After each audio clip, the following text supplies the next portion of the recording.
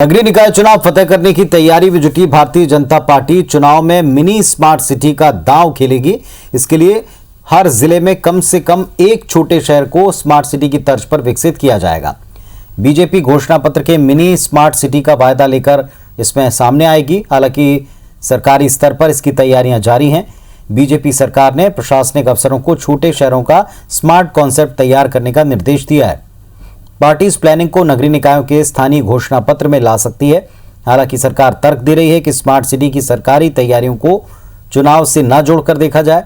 कांग्रेस सवाल उठा रही है कि बीजेपी की सरकारी और पार्टी स्तर पर ये कवायद केवल घोषणाएं साबित होंगी, क्योंकि ना तो कभी बीजेपी घोषणाएं पूरी करती है और ना ही बीजेपी नगरीय निकाय में आने वाली है। मिनी स्मार्ट सिटी अभी माननीय मुख्यमंत्री जी ने पूर्व में जो की थी उनमें काम तेजी से चल रहा है और आगे भी जो स्मार्ट सिटी सीएम साहब बनाएंगे उन पर भी तेजी से काम होगा। स्मार्ट सिटी के जुमले के बाद मध्य प्रदेश में नगरीय निकाय चुनाव जीतने के लिए भाजपा मिनी स्मार्ट सिटी का जुमला दे रही है। जनता सब समझती है, ना 9 मन तेल होगी, ना राधा नाचेगी, ना भाजपा नगरीय निकाय चुनाव जीतेगी, ना स्मार्ट सिटी और मिनी स्मार्ट सिटी की कोई बात आएगी।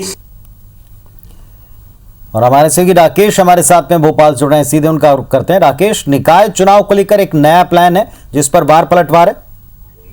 देखिए, साफ तौर पर जिस तरह से बीजेपी की तैयारी है और जो सरकारी स्तर की तैयारी की जा रही है, बीजेपी नगरीय निकाय चुनाव में अपने घोषणा पत्र में हर जिले में एक नगरीय निकाय को स्मार्ट सिटी यानी मिनी स्मार्ट सिटी बनाने का जो है घोषणा करेगी और इसकी सरकारी तौर पर तैयारी देखी जाए तो साफ तौर पर निर्देश है तमाम जिलों के कलेक्टर्स को, जो नगर निगम के और नगरीय निकाय हैं उनके जो प्रमुखों को, कि स्मार्ट वर्क जो है किसी एक नगरीय निकाय में किया जाए, उसकी पूरी प्लानिंग फिलहाल सरकारी तौर पर मांगी जा रही है। और ये जो है तैयारी इस बात को लेकर है कि जब चुनाव आए उस दौरान पार्टी अपना घोषणा पत्र में इसे लेकर आए। वहीं हम दूसरी ओर बात करें इस पूरी सरकार की और बीजेपी की तैयारी पर कहीं ना कहीं विपक्ष ने हमला बोला है।